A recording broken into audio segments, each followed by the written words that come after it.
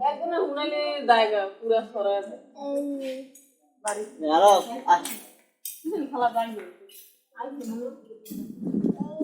না ভাই ভেঙে গেছে এই কাজপুর এলাকায় গ্যাস না হলে খালা করতে গ্যাস থাকতো কত মাসে কত রাইন্দা খাইয়া যেত আর আমরা রাইন্দা খাইয়া দিত আরো অনেক খালা করি দিয়া দাও এটা আন্টিরে দিয়া দাও সাবিন আন্টিরে দিয়া দাও